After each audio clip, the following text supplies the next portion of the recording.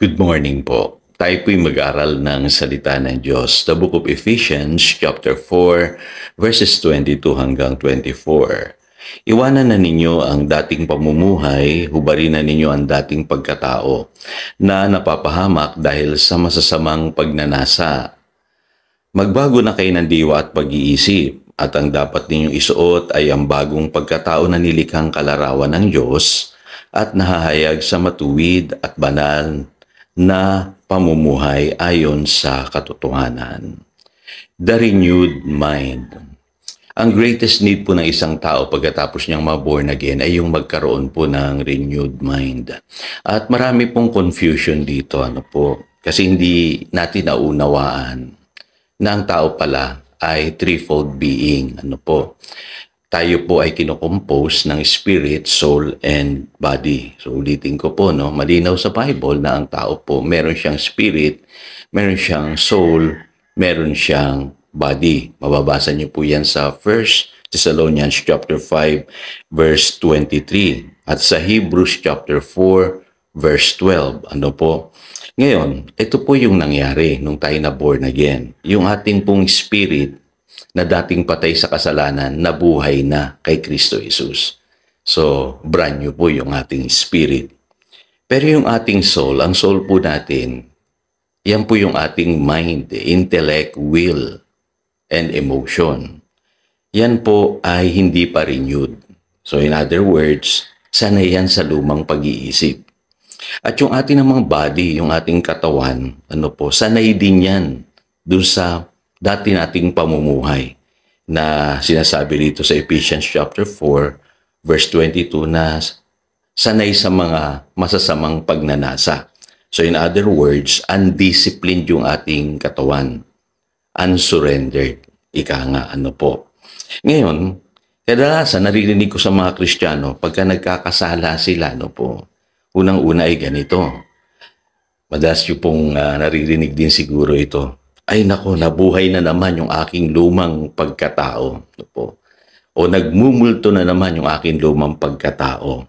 So, alam niyo po ba na sa Romans chapter 6 verse 6, ang sabi po dyan, for we know that our old self was crucified with Him. So, patay na po yung ating lumang pagkatao. Hindi siya pabalik-balik, nagmumulto.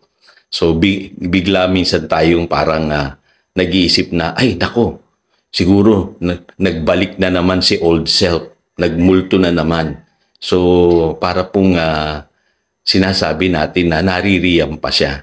Pero the Bible is very clear. Ano pong sabi diyan? We know that our old self was crucified with Him. Patay na yung luma nating pagkatao. Pangalawa, kadalasan po rin naririnig po ito, yung sinasabi ng marami pagka nagkakamali sila, siguro hindi pa ako na born again. Kasi nagkakamali ako palagi. Pabalik-balik ako sa dati kong buhay. Kaya sinisisi na yung sarili. Napakasama ko. Ang hirap-hirap kong magbago. So dito mauunawaan na natin yung sinasabi ko kanina. Born again ka na. Brand new na yung spirit mo.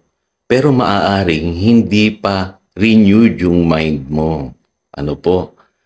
At hindi rin surrendered yung body mo. So in other words, meron kang brand new spirit, pero meron kang old mind and old body.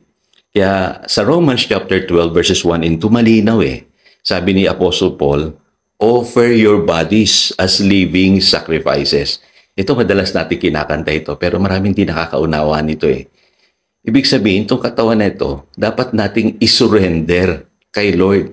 Kasi namuhay ito sa maling gawi, masasamang pagnanasa. Kaya dapat isurrender natin kay Lord, madisiplina.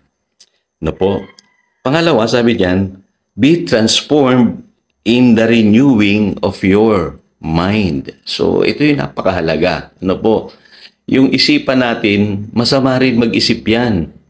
Yung dati nating pag-iisip, sanay yan, nakultura yan. At mahirap yan basta-bastang baguhin. Para yung nasanay tayong nag-iisip ng mali, nasanay tayong nag-iisip ng madumi, kadalasan wala tayong pananampalataya, matatakutin tayo. Po yun po yan. Malulungkutin tayo. Kadalasan pagka yung isipan natin dumadaan tayo sa pagsubok, iisipin kaagad niyan, ay, kailangan ko ng tulong ng ibang tao, mangungutang ako, diba? Matatakutin yan. Nahihirapan niyang mag-adapt kasi old pa yan. Kumbaga, para kang may old computer. Ano po, ang pag-iisip mo kadalasan yun ang nagdidikta ng iyong gagawin. Ano po?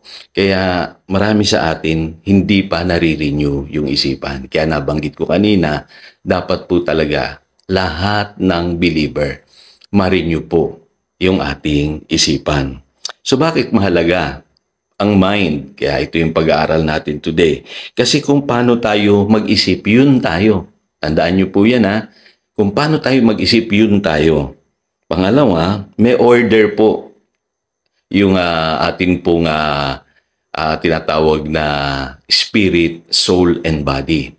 Dapat nauuna si spirit, sumusunod yung atin pong soul and body. So, hindi dapat nauuna si body. Susunod yung soul, panghuli yung spirit. Ano po?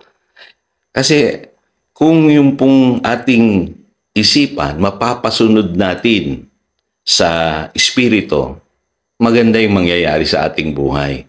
Pero pag yung ating isipan, napasunod natin dun sa laman, ano po, nauna yung laman o yung body, hindi maganda yung mangyayari sa ating buhay. So, dinadahan-dahan ko po yung paliwanag para makita po ninyo, ano po. Ngayon, kailangan mahubog yung ating isipan na sumunod sa espiritu. Una ang espiritu, and then our mind, at yung ating body. Pag hindi po susunod yung ating pong isipan doon sa ating laman, kaya doon po tayo nagkakamaling madalas. Ngayon, sana po naintindihan ninyo na yung greatest need ng lahat ng believer ngayon ay magkaroon ng brand new pag-iisip. Tayo po'y manalangin. Dakilang Diyos, muli, salamat sa mga katotohanan ito. At turuan mo kami na ang aming isipan ay masanay sa aming bagong pagkatao. Nang sa ganon maging yung aming katawan na nasanay di sa maling gawi, masasamang pagnanasa, ay sumunod sa Espiritu. Kaya Panginoon, tulungan mo kami. Alam ko po hindi ito madali sa iba dahil sa matagal na panahon, ang aming isipan ay nakultura ng maling pag-iisip, ang aming katawan ay nasanay sa masasamang pagnanasa. Pero alam namin, Panginoon, ikaw ay mahabagin at tinutulungan mo kami sa pamamagitan ng kapangyarihan ng iyong Espiritu. Salamat po. Kami po'y nagpapasalamat sa kabutihan mo sa amin. Ito pong aming panalangin in Jesus' name. Amen. Again, ito si Pastor Jojo nagpapaalala upang taluyan tayo ng pagpapala, manatili tayo sa kanyang salita. Good morning.